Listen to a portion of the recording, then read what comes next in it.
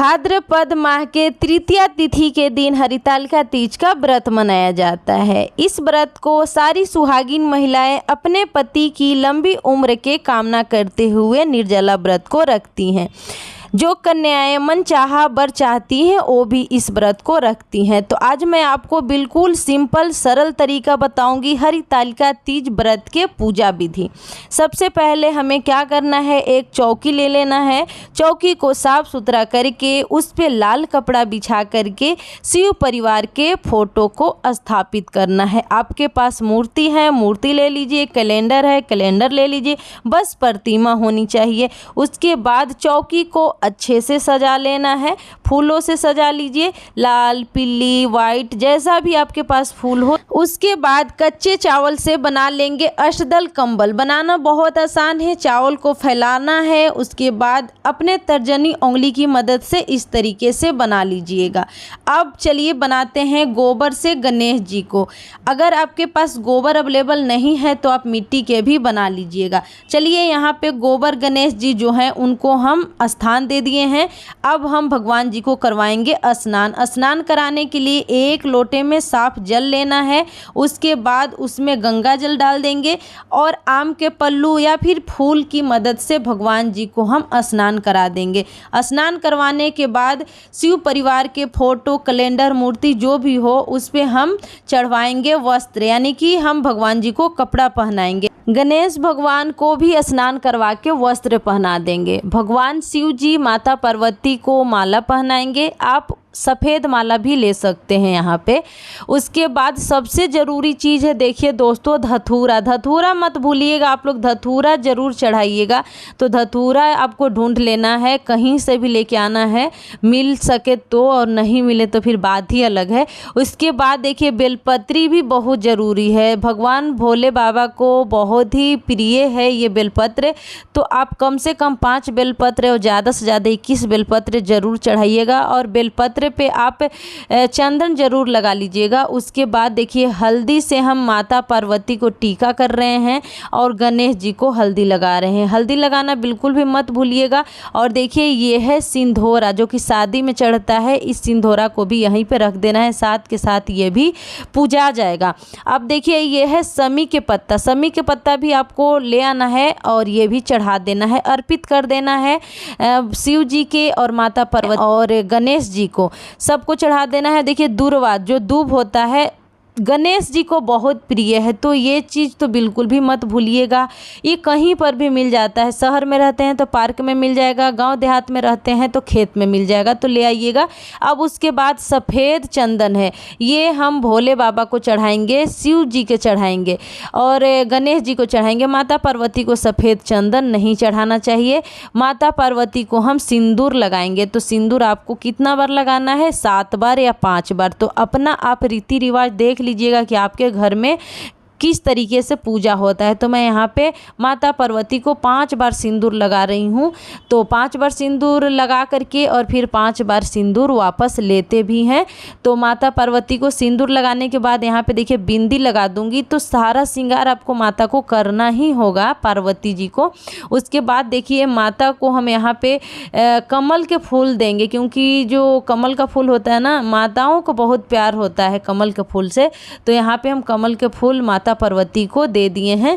उसके बाद देखिए ये मिठाई है। मिठाई आप चाहें तो घर पे भी बना सकते हैं या फिर मार्केट से भी लेके आ सकते हैं। मैं मार्केट से लेके आई थी, घर पे नहीं बनाई थी। और यहाँ पे देखिए ये है लौंग और इलायची हरी वाली। तो आप लौंग और इलायची के दाना उना ले लीजिएगा या फिर साबुत भी ले सकते हैं। और भाव देते हुए माता पार्वती, भगवान शिव जी और गणेश जी को अर्पित कर देंगे। उसके बाद जो भी आपके पास मिठाई होगा, फल होगा, सभी को आप भोग लगा लीजिएगा। तो मेरे पास देखिए जो भी मिठाई था उसी से मैं भोग लगा रही हूँ। वैसे तो गुजिया चढ़ता है, लेकिन गुजिया अभी नहीं बनाई थी तो इसलिए मिठाई ही यहाँ पे मैं चढ़ा दी हूँ। अब एक आम के पल्लू ले करके आम के पल्लू पे हम फल को चढ़ाएंगे, क्योंकि देखिए आम के पल्लू और केला के जो पत्ता होता है ना, वो सबसे शुद्ध होता है भगवान जी को भोग लगाने के लिए। तो एक केला ले लेंगे और एक खीरा ले लेंगे और एक ले लेंगे यहाँ पे हम संतरा। आपके पास जो फल हो, ये ज़रूरी नहीं है कि आप भी यही चीज़ चढ़ाइए, लेकिन हाँ खीरा ज़रूर चढ़ाइएगा। खीरा हरितालिका तीज में बहुत ज़्यादा ज़रूरी होता है। तो जो भी आपके पास फल अवेलेबल होगा उसे चढ़ा दीजिएगा। अब दक्षिणा यहाँ पे चढ़ा देंगे, जो भी आपका भावना होगा उसी से आप चढ़ा दीजिएगा। भगवान जी को यहाँ पे हम पानी भी रख दिए हैं, जल जो भी भगवान पिएंगे। उसके बाद यहाँ पे हम दीपक जला लेंगे। दीपक जलाने के बाद हमें दीपक दिखाना होगा, आरती करना होगा। तो आप भी आरती कर लीजिएगा, शिव जी का जो भी आरती होता है। तो यहाँ पे देखिए मैं आरती भगवान जी को लगा रही हूँ। उसके बाद यहाँ पे जो अष्टदल कंबल बनाए थे ना, उसी पे आपको रख लेना है। उसके बाद यहाँ पे देखिए ये है धूप बत्ती। आप चाहें तो धूप भी जला सकते हैं, लेकिन मैं धूप बत्ती जला रही हूँ क्योंकि देखिए शहर में थोड़ा सा दिक्कत हो जाता है, वो सब नहीं मिल पाता है। तो मैं धूप बत्ती ही यहाँ पे दिखा रही हूँ। धूप बत्ती दिखाने के बाद हम धूप बत्ती को भी साइड में रख देंगे, क्योंकि भगवान को धूप बत्ती धूप बहुत ही प्रिय होता है। तो ये सब बिल्कुल भी मत भूलिएगा पूजा पाठ में, ठीक है। अब देखिए यहाँ पे ये है श्रृंगार। श्रृंगार ये सब आप माता को चढ़ा करके और दान कर सकते हैं, और एक आप अपने लिए चढ़ा करके आप खुद पहन सकते हैं। यानी कि 2 जोड़ी श्रृंगार को आपको ले लेना होगा। एक आप खुद जा कर के पहन लीजिएगा और एक आप पंडित जी को जा कर के दान कर दीजिएगा। तो 2 तरीके के ले लेना है। अब यहाँ पे देखिए जो हरितालिका तीज का बुक होता है उसे भी हम पूजा करेंगे, और पूजा करने के बाद हम हरितालिका तीज के कथा पढ़ेंगे। क्योंकि जब तक आप हरितालिका तीज व्रत करके कथा नहीं पढ़ते हैं तब तक आपका जो है ना व्रत पूरा नहीं होता है। तो अगर आप खुद नहीं पढ़ सकते हैं किसी भी कारणवश, तो आप अपने पति से पढ़वा लीजिए, अपने बेटे से पढ़वा लीजिए, या फिर कहीं पर भी जा कर के आप कथा सुन लीजिएगा, कहानी सुन लीजिएगा। उसके बाद अगर आप खुद पढ़ना चाहें तो खुद भी पढ़ लीजिएगा तो अच्छा होगा। अगर आप मंदिर जाते हैं तो मंदिर में भी पंडित जी वहाँ पे सुनाते हैं, वहाँ पे भी आप सुन सकते हैं। अगर आप मंदिर में पूजा करते हैं तो भी आपको घर पे पूजा करना ही होगा, अपने घर में भगवान जी को विराजना ही होगा।